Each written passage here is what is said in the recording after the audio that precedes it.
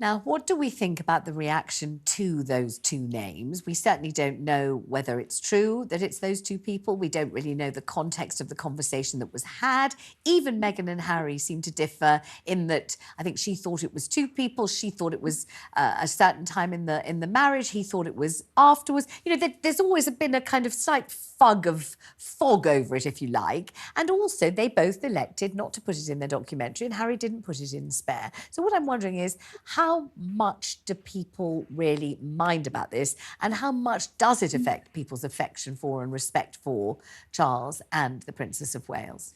Look, when these allegations were first made in the Oprah Winfrey documentary, jaws hit the floor. These were extraordinarily damaging allegations for the royal family to be dealing with. And we got this statement that recollections may vary. We've since had the race row over Lady Susan Hussey, for example.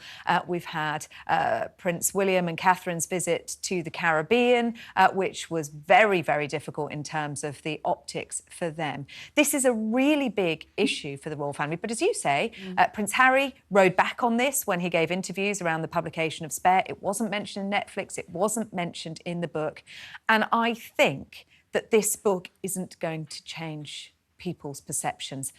What you thought then, you probably still think now. I don't think this book is really going to change anyone's minds. Emily, do you think it likely that Charles and Camilla, the King and Queen, that the Prince and Princess of Wales will take some kind of action over this? Or do you think they might pursue the usual royal policy, which is to let it ebb away, just letting everybody know what the Queen said, which is that recollections may vary anyway?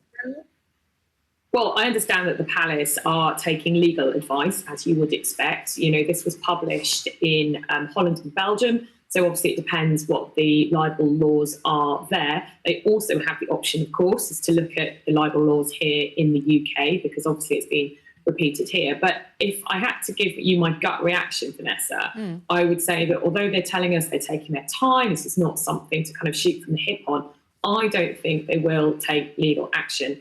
They have done in the past. Meghan and Harry clearly have taken a lot of legal action, but Charles in the past has taken legal action over his so-called spider letters. And the late Queen Elizabeth, did take action against a tabloid newspaper who accused her of supporting Brexit when actually she had never, ever offered an opinion. The royals won in both those cases. But, you know, a libel action is messy. A lot of information gets pushed into the public domain that, frankly, the royals would much rather remain private. And Sarah, do you agree? Yeah, I do. I think it would be very difficult for them to take legal action because it opens them up to more questions that may prove difficult for them. It's not a road they would want to go down, but I think potentially Prince William may feel more strongly about this because he will be furious that his wife has been dragged into this. They're pushing back on it being crisis talks. They want to say that they're taking their time and acting professionally on this. The two households coming together to discuss this week. But I do think legal action is probably unlikely. And finally, there is going to be a show of, and when I say a show of, I don't mean they are pretending, but they are all going to appear together, some royal unity in a really delightful context on Friday. Yes, it is the Princess of Wales's Christmas Carol concert at Westminster Abbey on Friday. I feel a sense of déjà vu here, Vanessa, because this time last year, the Netflix documentary series was released with very difficult claims about Prince William in particular. And we saw a big show of unity then from members of the royal family at Kate's Carol service. I should expect the same this week. Business as usual and the family united, getting on with the job. And I'm looking forward to seeing them.